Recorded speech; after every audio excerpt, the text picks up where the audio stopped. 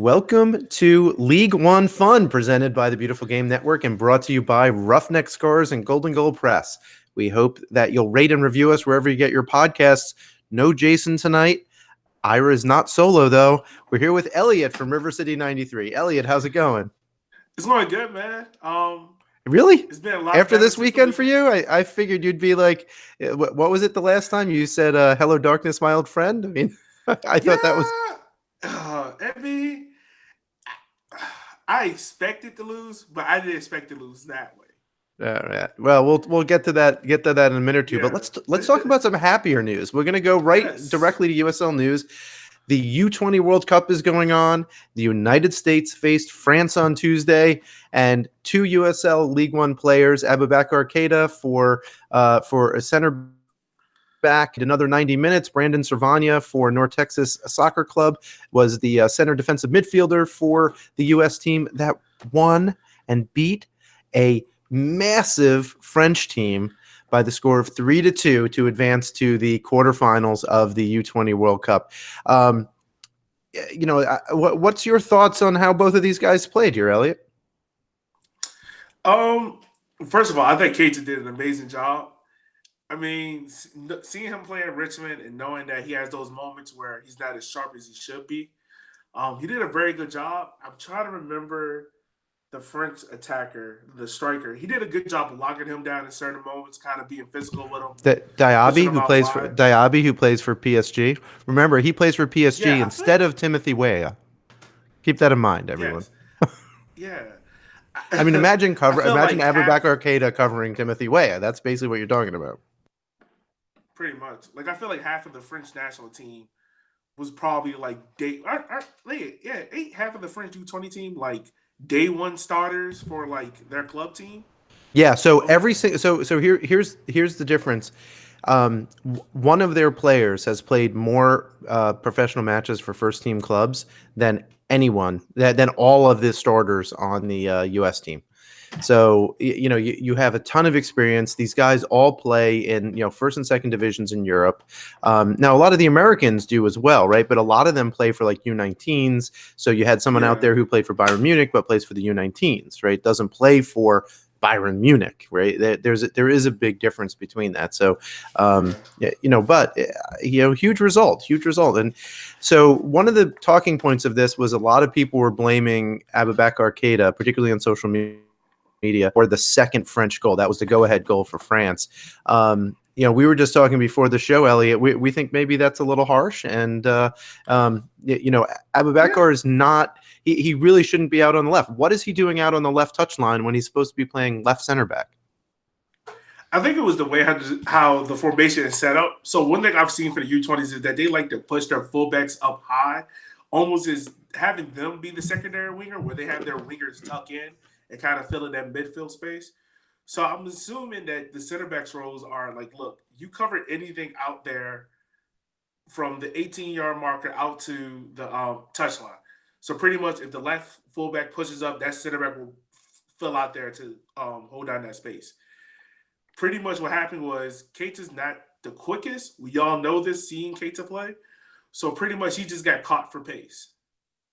And he tried to be physical with him, but he couldn't catch up to him, but he got caught. Simply how the play happened.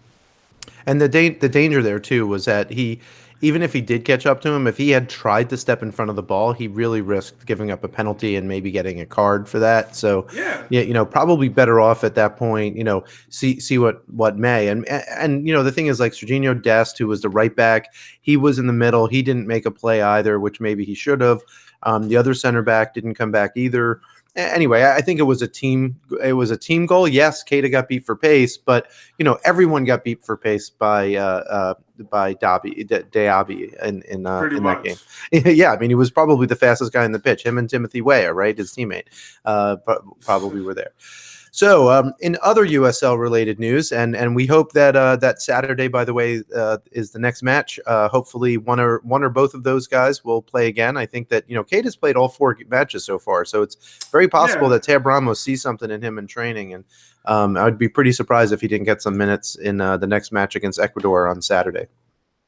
I am kind of surprised that Mark McKenzie has not. I think outside of one game he started. I don't know if he's carrying an injury, and Tab is just like, I'm not going to risk you. I don't. Yeah, so I haven't heard he anything about started him. he started at right back. Like he didn't play center back. So it suggests to me that maybe he has some kind of fitness or injury issue, and they're just managing his minutes. So maybe he'll be back out there. That'll be interesting to see. I think if anyone were to displace Kate at this point, it would have to be him.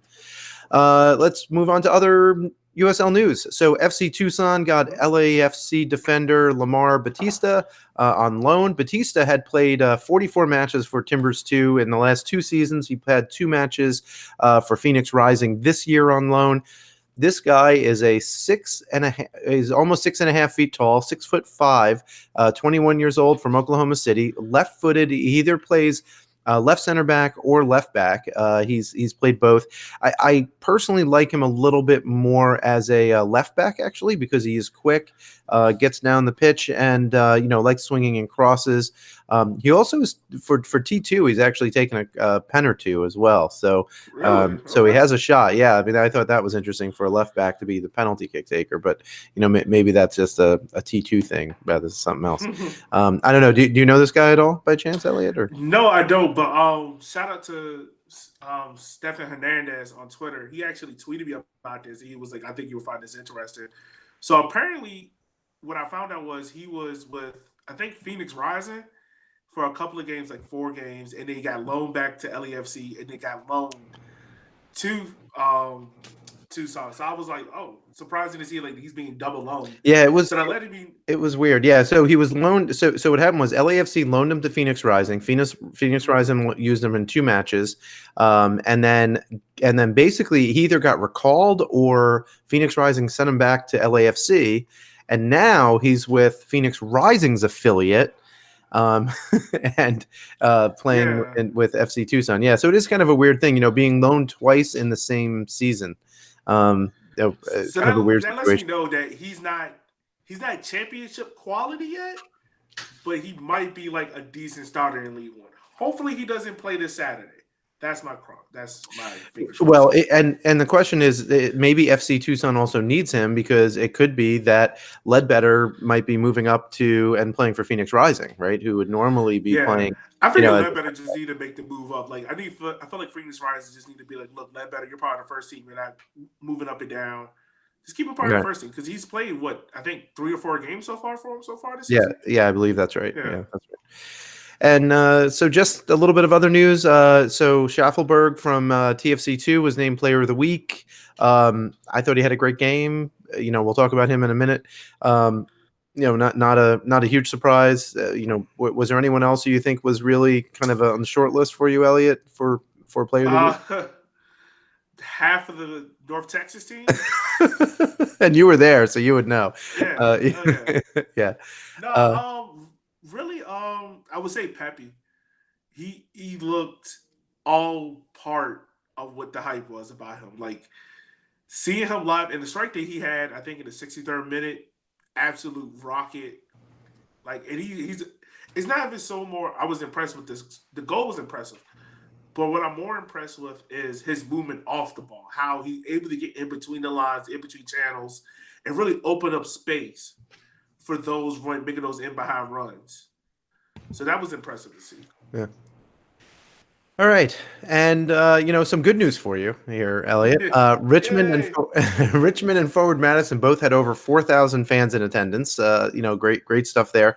In Yeah. fact, actually, so far in the few matches that they've had this season, Forward has actually been averaging over 4,000 tickets sold.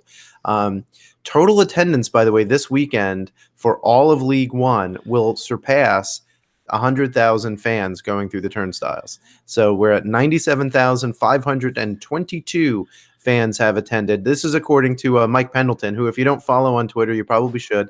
He's at FAT, that's PHAT 7 Deuce. That's PHAT 7 DEUCE.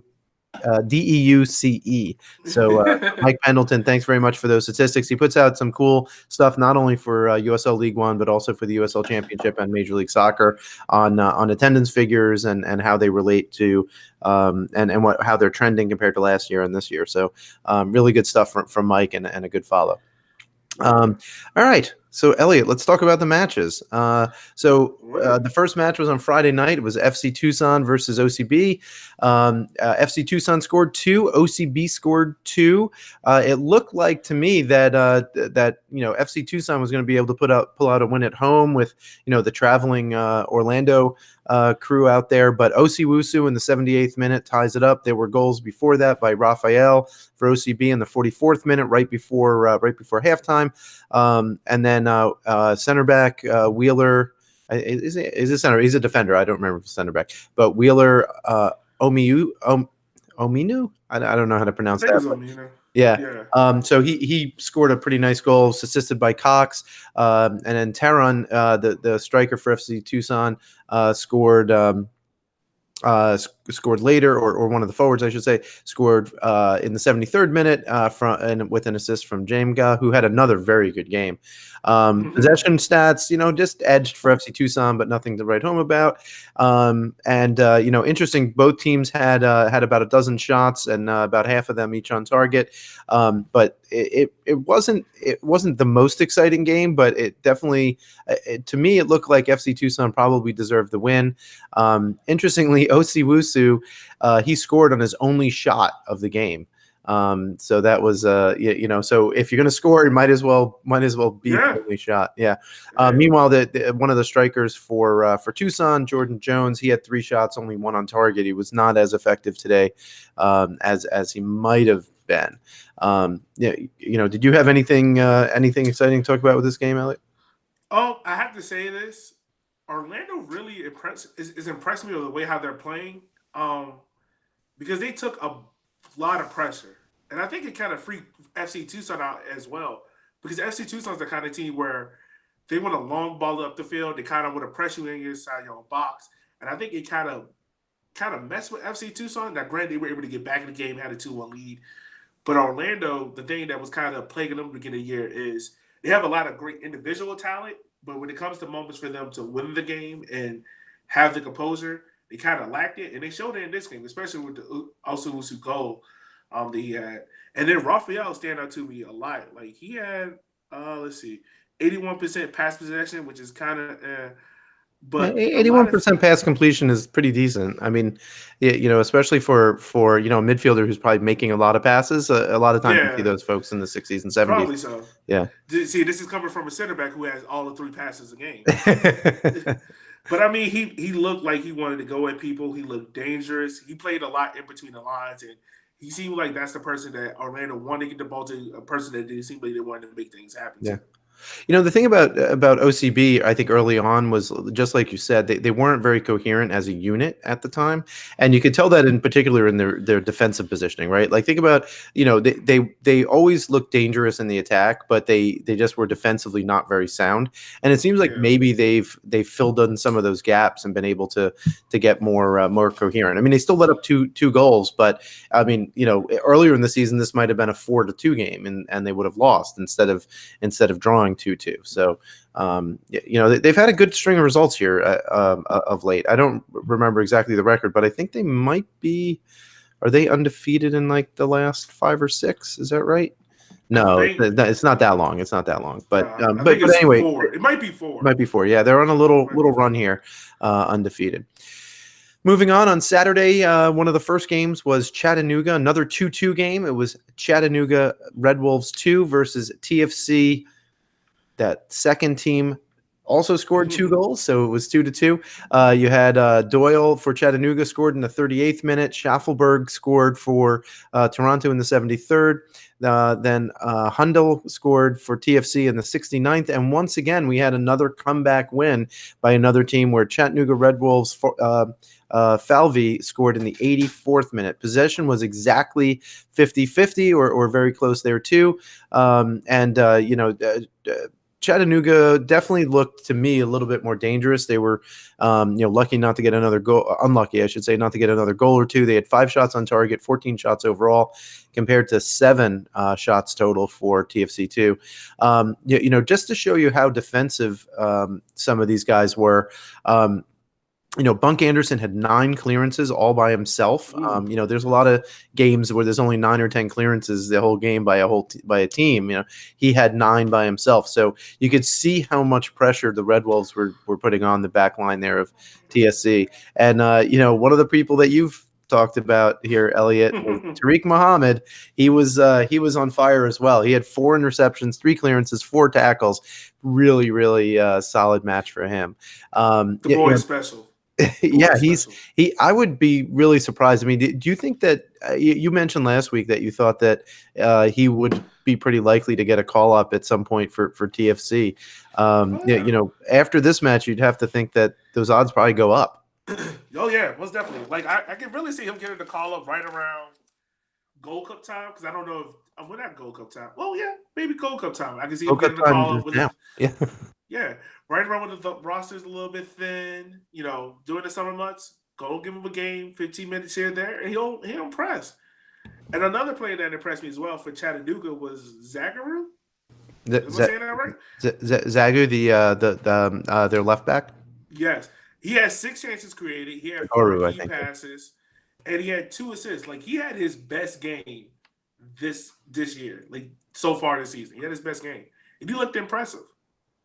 Yeah, he's been coming on like the last couple of weeks. He had an assist, I think, a week or 2 ago, and he definitely is joining the attack a little bit more. I think part of this too is like Coach Hankinson getting the team more cohesive as the seasons progress. So just as they get more time under their belt, they're definitely looking a little bit more dangerous. They still have the problem, finishing. Like we talked about that last week. Like what do you do with Eamon Zayed? Like the question we had, I think from Weston Shelton was, should he be coming off the bench as an impact sub instead of being out there the whole game? And so maybe like Greenville, maybe Chattanooga needs that second striker option too, because they have Beatty, who's we know is solid, and then you have guys like Zagoru, who he can be really solid as well. Yeah, I agree. Like I think that's something Chattanooga's probably going to work on during the summer. Try to see if there's anyone out there they could possibly loan from maybe Nashville or Memphis. Try to get someone in there, but that's definitely something that they really need. And I feel like if you do get a second striker in there, it would probably help free up Beatty even more and allow him the opportunity to, be even more dangerous. So that's interesting. So right now they play more of a 4-2-3-1. So you think maybe if they went to something like a 2-striker system, like a either a 4-1-4-1 or somewhere where you can get 2 strikers up there. Yeah. I guess the challenge with that is, sometimes they're defensively a little bit weak. So, yeah, I mean, you could certainly play with that, and certainly they have a style that I think they're trying to play, right? They're trying to play a style not dissimilar to Richmond, which takes a long time to develop because you need chemistry between the players to play that kind of possession or fast build-up kind of system, instead of playing the long ball or just playing the high press and winning the ball high. All right. Yeah. Anything else on that game? No, that's pretty much it for me. We're rolling right through this. We don't have Jason holding us back here. I'm kidding. I his random stats here. I miss Jason because he always brings some nugget that we all miss. All right. So Greenville Triumph versus South Georgia Tormenta. So this is, I don't know what we call this. The other Southern rivalry. I have no idea. But certainly a match that the league is trying to make into a rivalry. Here's the thing, after this match, Tormenta has not lost a match. Well, they only lost 1 match, right? But they haven't lost since April 20th. So they are one heck of a run here. They had 53% possession compared to Greenville's 47. Greenville was really on the back foot, though. It seems they had a lot of interceptions. Greenville came out of their bunker, pressed a lot. Definitely didn't have as much of the ball. In fact, only didn't even have 370 passes compared to well over 400 for Tormenta. And both of them had a few shots. South Georgia had 5, Greenville only had 2, but all of those were high quality chances. So I'd say that even though there weren't a lot of shots, there easily could have been a number of goals that each guy could have scored. Interestingly, Yeah. South Georgia Tormenta 12 for 12 in tackles. So they were 100% tackle accuracy. Pretty defensive match. But at the same time, there was a lot of wing play in this match, and 4 shots were blocked for each team. So it's not like they weren't trying to score here. It wasn't just a bunker, and South Georgia saying, okay, we'll be more than happy with a draw here. Yeah, it wasn't that kind of game. I do feel like this is the kind of game that John Hart's will show his team and be like, this is how we want to play. Pulling out maybe like a couple of exclusions here and there, I feel like this is how Hart's want to play. He wants to be able to, I want to say bunker, but have like a defensive wall and then move up as a unit because he know how limited his squad is. He know that he can't play this fast break, high up tempo kind of system because he know his players will break down. Definitely being in South Carolina. So he's like, all right, let's be smart about this. I have to pretty much put this team inside the 18-yard box and have them move as a unit. And if we can nick our chances here and there, I mean, we can tell by they have the lowest goal tally out of anyone. That's pretty much how John was how to play. The other nice thing about this particular match is that I was able to see Chris from that soccer show, and formerly from our show. He was on camera more than once when there were throw-ins across the field. So that was kind of cool to see him dressed up in his Greenville kit. So shout out to Chris. I hope he's doing well with the family. Moving on, this is one we'll spend a little bit more time on, primarily because you're here, Elliot. We don't have to. We don't even have to mention this game. We are the League One fun, and I know this is not exactly the funnest time for you. The folks in North Texas, however, will find it more.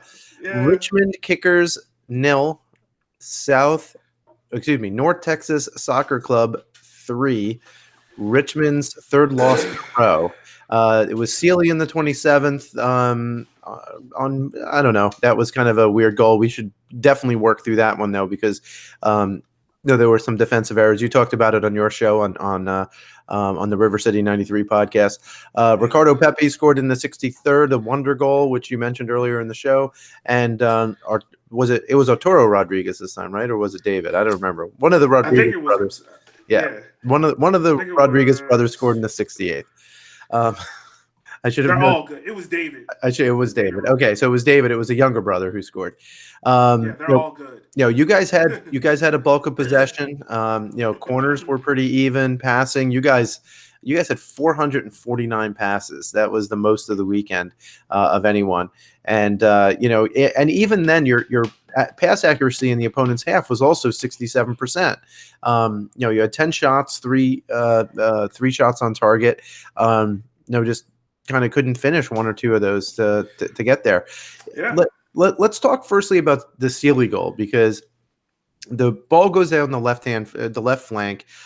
It gets popped out. There's 3 kickers standing around the ball, and then the ball comes across the net. Now, some people have said that maybe Scotty Thompson was out of place because he moved from the kicker's left side into the middle of the goal and tried to pressure the ball, and Sealy slips in behind him at the far post. But in fairness to Scotty, there was not much he could do, because he had either cut down the angle and he had to worry about a player coming from the right side, because everyone else was shifted over. So.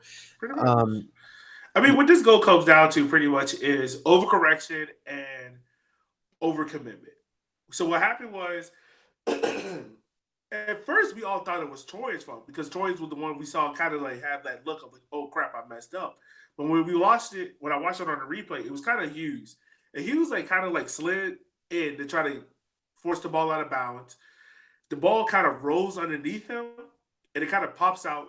One of the North Texas players takes a shot, and you can see as soon as he's taking a shot, Scott is like, all right, I have to make sure I crash to make sure I cover the backside of Akira or try to get the deflection. So it's funny where if he doesn't step, he actually gets the ball to where Sealy makes a shot. But since he steps and he kind of is overcorrecting a situation because there's a gap and a void there, that thus creates a carry to push the ball out to where Scotty was, and there Sealy had tap it in. And it's unfortunate that happened. I think for them as well. So Scotty actually had looked really good in the first half. He had four really dangerous crosses. Just no one could get their head on the ball. Chin couldn't quite bring one Yeah. down and headed it over the bar. And so it's unfortunate for Scotty in that case. Let's quickly talk about Pepe's goal because you mentioned it before. Can you talk us through it? Yes, I can.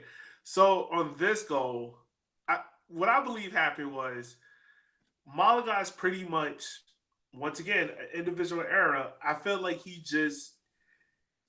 tried to force it, and I think he got stuck in two minds because to me it felt like he wanted to go long, but what happened was pretty much he has Bueller in his head of like, hey, play it short, do the same thing. So he passes it short to Hughes, and I feel like he passes it too hard to Hughes, and then Hughes has to overcorrect it because it's not like he can trap it, turn, and kind of look and survey where he's at. He has to pretty much react to what Malagas does. He overhits it. It kind of slips into the path of I can't remember who it was who had the assist, but then it falls into the lap of Pepe. And if that's any other striker, they're probably taking another touch, try to get inside the box to have a secure shot. He does it. He just rips one, and he kind of does that really beautiful thing, or where it hits like right underneath the crossbar. You can hear it just ding and it drop down, and it was nothing you could do on that. Like I even turned around in this section O, it was just like there's no way as a goalkeeper you're stopping that. So pretty much what happened. I feel like both the first two goals really just came off of just overcorrection. Like we were just trying to overcorrect situations where if there wasn't that much pressure on us, I felt like we would have done fine. But we had too much pressure. We overthought it. Well, and of course, David Rodriguez winds up going out and getting the third goal. Kind of that was unnecessary for on the day. Yeah, I mean, it was just it wasn't a great game for Richmond. Hopefully they'll turn it around this weekend. We'll talk about their upcoming match later. But then again, I mean, it's North Texas too. North Texas literally has. Sorry about that. North No, you're Texas fine. literally has only lost one match. And technically, that one match they weren't even supposed to lose that because if I can't remember, I think it was Silly who scored the goal in with the 95th, 96th minute. They're technically, if that goal doesn't get called off sides, they're technically still undefeated. Right. And I mean, North Texas really proved why they are a dangerous team. And I was making a case on the podcast of this is a team, this is what Bulow envisioned what he wants. A system that's been in place for multiple years, you have players growing in the system. So now is no longer they're thinking through the steps. They're now reacting to it. They see it and they're able to go to that next step and able to now not even understand it, but just apply it and take it to the next level. That's what I feel like Bulow wants to do. I also feel like we got the lineup very much wrong, and I feel like we kind of fell into the trap of like we did against Orlando City of these guys are kids, we can be physical with them, and we got our body and outpace them. And we got proved wrong on that horribly. Yeah, I mean it's funny you say everyone's like, oh, Ricardo Pepi is 16. He doesn't look 16. So I mean Oh no, my son's 15, and this kid is way bigger. I mean and he's an international, right? I mean he's a U17 U.S. international, so yeah. he's potentially going to be something one day. All right, moving on. Forward Madison 0, Lansing Ignite 1 in a game that has You and Chris, Greenville and Richmond really don't like forward. Weston Shelton was there. I recommend that everyone listen to Capital Combustion. He'll tell you all about what it was like being at Forward Madison, how welcoming the flock is. So anyone who wants to go there, seek out the flock. They'll show you a great time, and even win or lose, they'll be cheering loud, and it's apparently a really Oh great yeah. environment. So this was Lansing's first win after 4 draws in a row. So they, now are sitting on 7 points in their last 5 games. This was Forward's 3rd loss in a row. So don't feel so bad, Elliot, and everyone who supports Richmond. Yeah, Um, it's weird. so, It's kind of and weird. they're We're also, kind of in the same boat. yeah, exactly. And Forward's also winless in 4. Um, we'll get to the table in a minute, but really, one win for Richmond, and you're really not in bad shape. So Yeah, pretty much. the sole goal in this game came just after halftime, where Moon scored in the 47th minute with an assist from Stoneman. So firstly, let's describe this goal a little bit. So Stoneman has the ball right around the center line. He makes a little chip. It was a nice chip, but it wasn't particularly special. And Moon settles it, beats 2 players, and then just rips a shot. I mean, it was a rocket. If you're going to call any shot a rocket, that is like the exemplar of rockets. And Look, Nick Moon. I think I asked it in the chat. I asked Winston. I was like, "Look, how much is Nick Moon worth? Because I'm willing to pay that transfer fee. That kid is special. Like, I honestly think like there are very few players in League One that you can take and put onto multiple other teams, and he will fit perfectly. Joey G is an example. Ricardo Pepi, and Nick Moon. Like, he is one of those players that you can put into any team in League One, and he will fit perfectly in. So he was playing in a different position this time, because I was looking at where he at his heat map, which you can do on the league's website. It's they have a lot of the app the stats there, so I suggest Yeah. you do that if you're interested. And one of the things is, he had been playing more as a as a right back, and he really had spent about 50% of his time in each half. This game, he was playing more as a right winger, so he was much more advanced than he had been in previous matches. I don't know if that's because there was someone, I think, who was injured, and maybe he was trying to fill in there. But kind of like a guy like Connor Antley. Like Connor Antley is another one like Nick Moon, where he's very dangerous, can get up and down, their side of the field. And I'd say that those two are very, very similar in many respects, in the way that they play. So Moon beat Tobin, for pace. Do you think that Stoneman actually deserves an assist on that, though? I mean, Moon did literally all the work. I mean, I love giving assists. I mean, I used to be an assist guy when I was when I played competitively. So I appreciate the guy who does all the work and passes it for the Hey, other person for the tap in. But I don't know. I mean, Stoneman had a great game Stoneman's a otherwise. center back. Yeah, So, yeah, yeah. give it to him. Stoneman, look, center backs don't get a lot of love, so we'll take it wherever we can. Give it to that man. That's fair. And Stoneman had a very good game defensively as well. I mean, he definitely was really hassling the front line of Forward. They really didn't have definitely a way to get in there. I'm not going to go through a lot of the stats. Unsurprisingly, Forward Madison had more of the ball. Lansing likes to press, and they don't necessarily want the ball all the time. So they want to win the physical battles. Crossing accuracy. They had crossing accuracy is really funny. So Forward put in 18 crosses, only 22% were accurate. Meanwhile, Lansing had 9 crosses and 11% were accurate. By higher math here, Elliot, since I'm an economist, I will tell you that means that Lansing had 1 successful cross, and that Forward Madison had 4 successful crosses. So, crossing was not working really that well for either. No, it wasn't. Really. It wasn't. So Nick Moon had 3 shots plus and one of those was the goal. I thought that was interesting. Then there was a red card. So couple of things. So very X-File-ish. There was a missing 3 minutes from the ESPN feed. So right around the 92nd minute or 93rd minute, the feed goes out. We come back for the last blow of the whistle, and all of a sudden, Nunez gets a red card. and it was. Yeah, see, I didn't even see all that. It was well, we didn't exactly see what happened before that. So there were a couple of things. The official word was that he had abusive language or something toward the referee, which I could see, but I think he also might have taken off his shorts. Did I see that correctly? I watched it 3 or 4 times, and it looked like he took his shorts off. I mean, if you take your shirt, it's not that hot in Madison. I swear, I saw people in coats. It's not that hot, dude, for you to be taking off your shorts. I mean, he didn't take off his shirt. Like, why did he take off his shirt? Well, I don't know. Yeah. Maybe anyway, he go to the bathroom. He was like, "All right, cuss out the refs." No way. Go out. I think he probably could have waited till he was off the pitch. Anyway, either way, Nunez gets a red card. Also, there was if memory serves, Daryl Shore also got kicked out, the coach of Forward Madison, also for abusive language. So clearly the people didn't like the refereeing. The guys on Capital Combustion didn't like it either. I being a referee myself, I tend to, appreciate how difficult it is sometimes to referee.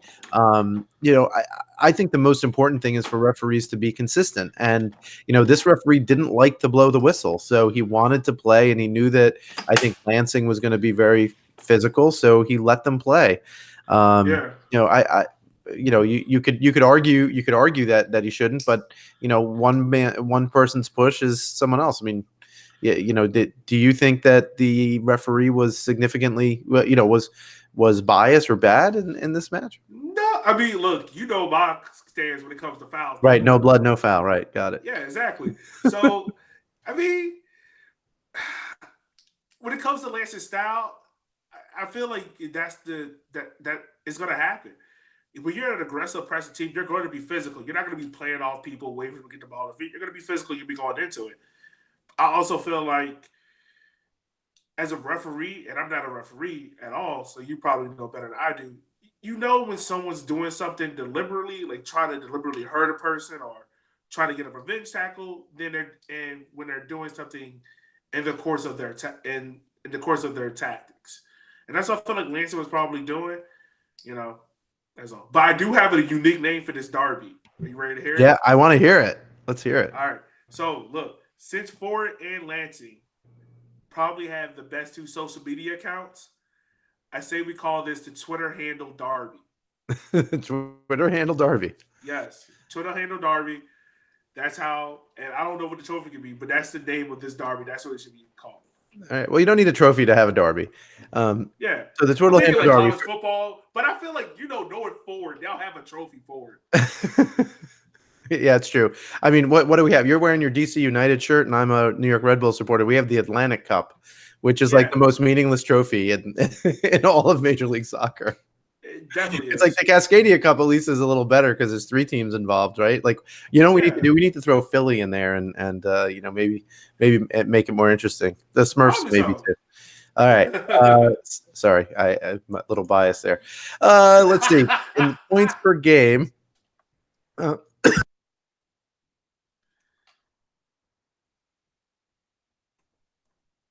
Ira, don't die on me. Sorry about that. Yep.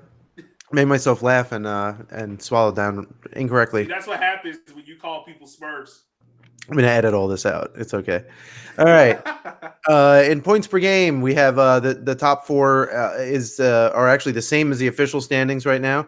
But teams 4 through 8 are super tight. And in fact, anyone who wins will jump up 2 or 3 spots. Anyone who loses will go down 2 or 3 spots. So, and that's basically Lansing, Tucson, Greenville, Chattanooga, and Richmond. Will all, that whole pack is basically fighting for 3rd or 4th place, depending on how it goes. North Texas still running away with it. South Georgia Tormenta could be caught, actually. If South Georgia were to lose and TFC were to win, TFC would only be a draw behind Tormenta. So TFC really moving up the table here. Forward and OCB both languishing at the bottom. Okay, Week 11 preview. How are we doing on time here? We're doing perfectly. Actually, this is Yeah, actually the fine. first time that we're actually keeping to the schedule on the on the rundown. It's amazing. Week 11. Let's see. On Friday, June 7th at 7:30 p.m. after the Women's World Cup games all end, we have OCB versus Forward Madison. As I mentioned before, both Josiel Nunez and Daryl Shore will both be somewhere watching from the stands somewhere. Daryl Shore, of course, their coach. On June 8th, you have at 4 p.m., you have TFC2 versus is hosting Lansing Ignite. On Saturday, June 8th at 8 p.m., you have South Georgia Tormenta is hosting Chattanooga Red Wolves. South Georgia is going to be missing Ricardo Gomez for his red card that he received in last week's game. And finally at 10:30 out in Arizona, you have the Kickers are headed out that way. So presumably the Airplane Derby. The Airplane Derby.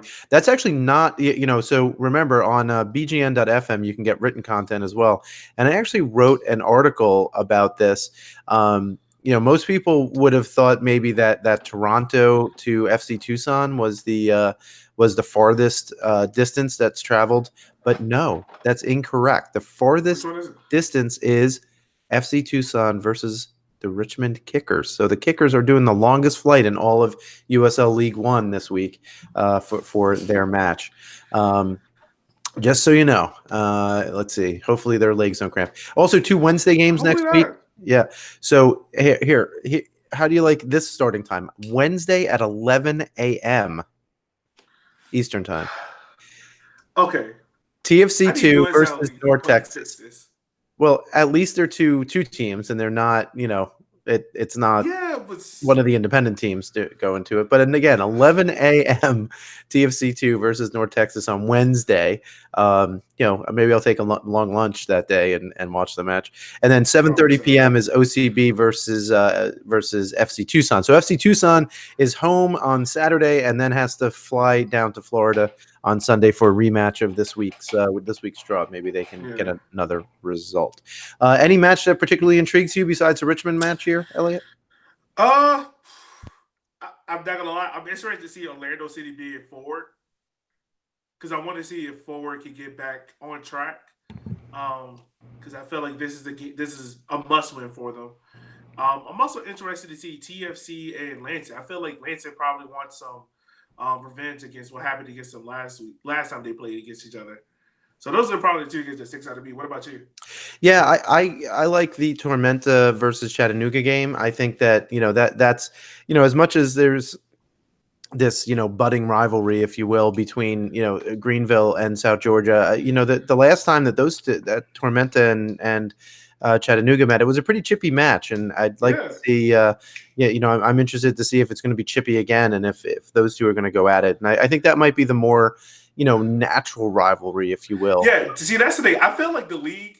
I mean, of course, the league is going to try to put these rivalries together, but I feel like there are certain teams that when they play each other, you can tell is a unique rivalry. Like when Chattanooga plays against Tormenta, I can tell like, all right, that's a unique game. I think Lansing and Greenville, that's probably will be the best rivalry in League One throughout the year. Like if those teams meet each other in the playoffs, I guarantee you there's going to be 2 red cards. Right. Yeah, I can see it happening. Yeah. All right. So we only have one fan question from someone who asked to be anonymous. Do you think there's a chance that Hartford Athletic could self-relegate and North Texas joins the championship? So I guess promotes themselves or wants to be promoted. So I'll start, Elliot, and you can jump in here a little later. I think this is, given that this is Hartford Athletics' inaugural year, I think that they'll give it one more year before they would self-relegate. Yes, they're having a really terrible season, and but nonetheless, I think that a new team and expansion club will have to give itself at least 2 years to determine whether or not which league they should be in. As far as North Texas goes, I'm actually a little bit surprised that they are in League One, quite frankly, because if you think about the best. What I would consider the best academies, it is FC Dallas, it is Seattle, and it is New York Red Bulls. Like I would say that DC United, I think is getting better. Certainly you look at what's happened with DC's B team. Well, you just look at how they're doing in the championship and some of the players that That's true. they've developed, right? So anyway, some of the other two teams, but I think if anyone if either of these two teams is going to move leagues, I think North Texas is more likely to go up than Hartford Athletic to come down. I actually disagree with you. I think Hartford is more likely to come down. And the reason being is because, not even because of, how can I put this? FC Dallas, I think when they made the North Texas team, it was just like, look, we'll just give the young guys a chance to play. And I think they move up to the championship. I think one is already super populated with a whole bunch of Texas teams. So I think they'll stay in League One just to be like, all right, we're the League One team in Texas. But then also it's because they're going to put more and more younger guys into it. And you don't want your younger kids getting beat up by guys that are, quite older, a lot more physical. League One, I feel like, is more for the ages of 26 and younger. Championship, I see more for that age range of 24 and up. I feel like Hartford will probably move down after next year. Just because of, I don't know how the finances are for that team or whatnot, but it just seems like a roster that was put together horribly. And I mean, honestly, lack of fan interest might drip down after this year. I mean, they haven't won a game yet this year outside of the U.S. Open Cup, if I stand mistaken. I believe that's correct. Yeah, so I don't see things changing for Hartford. Actually, they might have just won one maybe the week before last, but yeah, it's if they won one, you can look that up. Oh yeah, they did. They won one. Yeah. So I see. I can definitely see your point. I guess the other thing that we don't know here is how many other teams are coming down. Like the league's already hinted that there's going to be a mix of both independent teams. There's going to be, we know we're having Omaha. Presumably we'll have one or two more independent teams, and then a couple of other two teams might come down or be started. Yeah. So LA doesn't have LAFC does not have a two team at the moment. So, maybe they'll consider starting one in League One as well. That would give Tucson someone to play. Yeah. So let me ask you this. Is there any team in the championship right now that you can see coming down? Because I have one that I can definitely see coming down. Outside, you mean an independent team? Not a two team. Yeah. Yeah, because I mean, any of the two teams might come down, except maybe the Red Bulls, because the Red Bulls, the second place in the championship. Why would you come down when you have such a strong two team? Yeah, exactly. Yeah, I can't necessarily think of one off the back of my head, but outside of Hartford, maybe. But who do you have? Colorado Switchbacks. Oh, that's an interesting one. Yeah, that's a very interesting choice too. Yeah, and it's also Western, right? So, that's a really good one. I can see the Switchbacks coming down. Yeah. One, because not only the team's struggling, but then also they're kind of in that area of where I feel like the League One wants to go to, and I can feel like the Switchbacks would be like, all right, let's go down to League One. Let's go to a league that we could.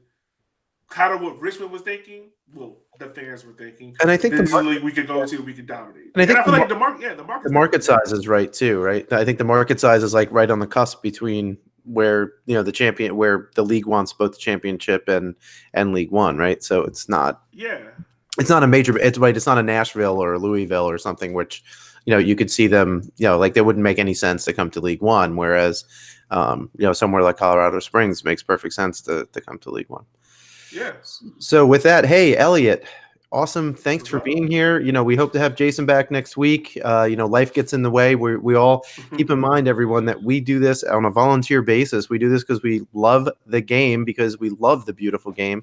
And so that's one reason why we all decided to join the Beautiful Game Network. We promoted ourselves to the Beautiful Game Network, if you will. Elliot, where could people find you? And tell us a little bit about your podcast as well. So you can find me, my co-host Shanair, who finally has a Twitter. You can find them at CDose34.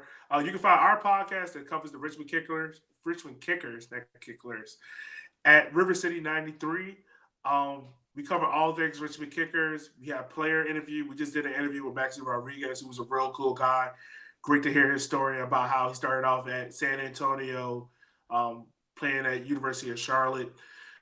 We also cover all soccer culture in the city of Richmond. So we're also planning to do an upcoming photo shoot with the Richmond Kickers in a culture jersey, in which players will be wearing a jersey that I designed with the help of some of the River City Red Army. So that's something we got coming up soon. That's awesome. And, so it is Pride Month. Yes. And because it is, you guys were doing some stuff there. So talk to us about what's going on in Richmond for Pride Month. So pretty much the Richmond Kickers designed this sweet looking jersey. And I believe the proceeds of it were donated to Diversity Richmond. We also partnered with Pride Raiser, who a lot of other supporters group in the U.S. soccer region are partnering with. So far, we have decided to donate up to $179, I believe, towards Diversity Richmond. Obviously, we didn't score any goals, so we haven't donated anything yet. But we did a fundraiser for the Champions League. We did a watch party, and we raised, I believe, $211 to donate towards Diversity Night. So everything is really on the up and up here in Richmond. Yeah. And also on that score, if you go to bgn.fm and look under the USL show, you will find Out in the Crowd, which Evan from the USL show was interviewed actually by one of the players from North Carolina FC, who's in definitely out front and outspoken about issues around the LBGTQ plus community. Austin Deleuze is that player. He's the captain of North Carolina FC. So with that, I'm Ira Jersey. You can find me at Ira Jersey. And for Jason, who's not here tonight, you can find him at Home Sweet Soccer. I want to thank you for listening. Please rate, review us. Let's try that again. Thank you for listening. Please rate and review us wherever you get your podcasts, and check out bgn.fm for other great soccer podcasts and written content covering USL League One, USL Championship, USL League Two, NWSL, Major League Soccer, and much more. Also, thank you to Golden Goal Press, the best choice to get your custom shirts, hats, mugs, and other items for yourself or your organization. Check out their amazing products at a fraction of the price at other places at goldengoalpress.com. Also, thanks to Roughneck Scarves, the official scarf supplier of Major League Soccer, United Soccer Leagues, and U.S. Soccer. Get custom scarves for your group or team at roughneckscarves.com. I only asked for one thing for my birthday, and that was Roughneck Scarves. My family did not get me any. Oh, dang. I mean, they got me something nice. They got me a little massage package, so I'm okay with that. But all I really wanted was scarves. So anyway, I am, I am going to be adding to my collection very soon. I realize that I have a job and I have a credit card. So, there you go. So the Roughneck Scarves, look out for my order very soon. Elliot, send it in bulk, all at once. All at once. I'm going to open the box on air, and people can go to our YouTube channel and just watch me opening up scarves. That'll be great. It'll just be random. Okay, we can take bets on which one, the next one I'm going to pull out of the box. Probably so. All right, Elliot, thank you very, very much for coming on, and thanks everyone for listening.